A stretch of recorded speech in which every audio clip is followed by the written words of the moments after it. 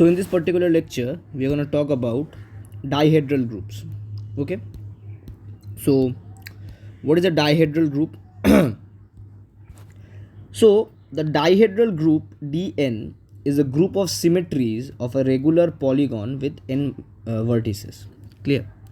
So basically if you have a polygon say of 3 vertices, that is a triangle, then your dihedral group will be written as D3, and this D3 group will represent all these symmetries this triangle will have. What do I mean by symmetry? So basically, see, if this is a triangle, so you can rotate it like this, or like this. You can also rotate it along some line, and you will get this identical triangle back into shape. Clear? So those particular rotations or reflections which doesn't change the orientation or the shape of the triangle, those particular movements are called symmetries, kind of. Okay, so the group of all those symmetries will be known as a dihedral group. Okay. So these polygons are considered to have vertices on the circumference of a unit circle, and the vertices are labeled as 0, 1, 2 and so on up till n minus 1. Okay.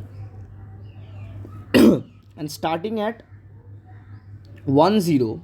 Okay, what is 1, 0? 1, 0 is basically the vertex.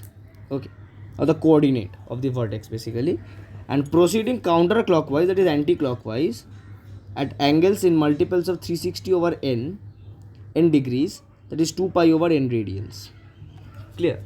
So basically these are basically given some of the rotations and reflections which we are going to talk about. So the angles which we are going to consider will be all multiples of 2 pi over n, and the vertices will be written as 0, 1, 2 up till n minus 1, and all these vertices will be situated on the circumference of a unit circle.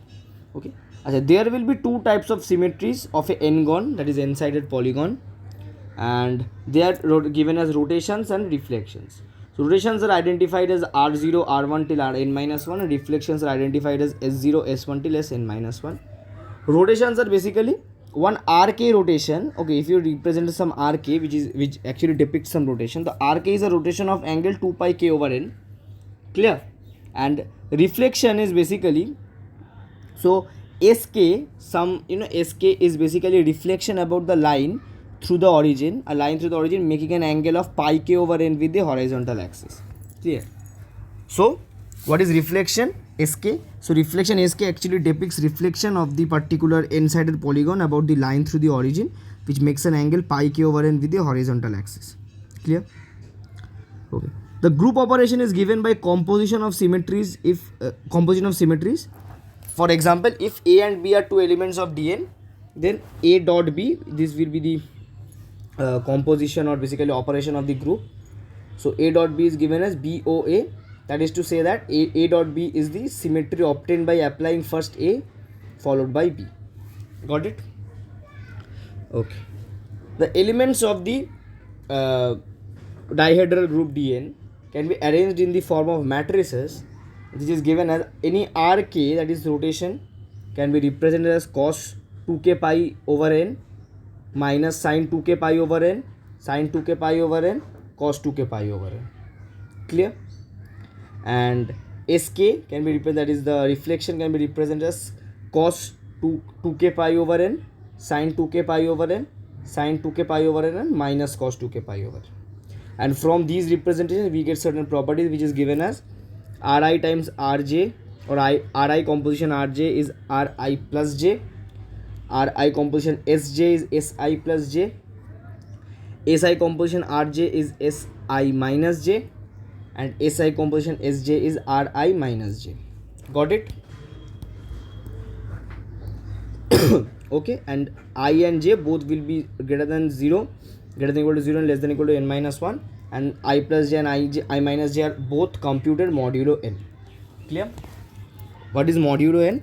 So basically if I or j is equals to n, then it is actually equals to, basically what happens is that modulo n, okay, I am just telling you that n is equals to 0 is similar to 0 mod n plus 1 congruent to 1 mod n. So basically n will be similar to 0, n plus 1 will be similar to 1, n plus 2 will be similar to 2, and so on.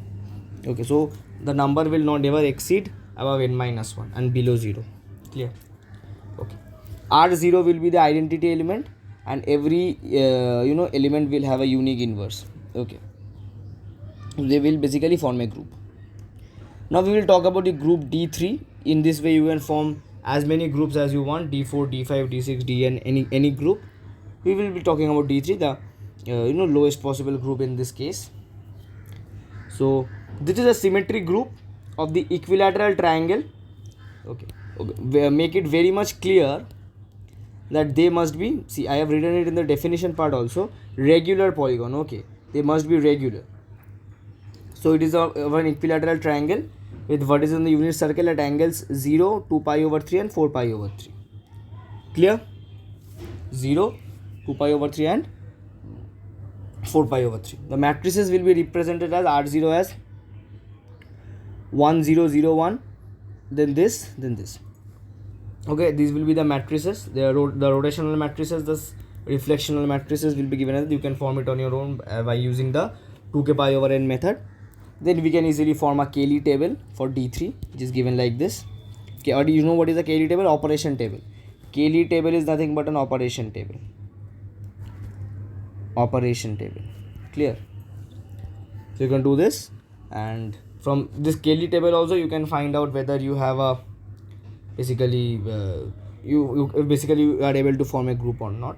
So these things are pretty easy to understand, and this is what basically a dihedral group looks like. You can form as many dihedral groups as you want. So this lecture we have till this much, guys. In the next lecture we are talking about some more groups. So meet you guys in the next lecture.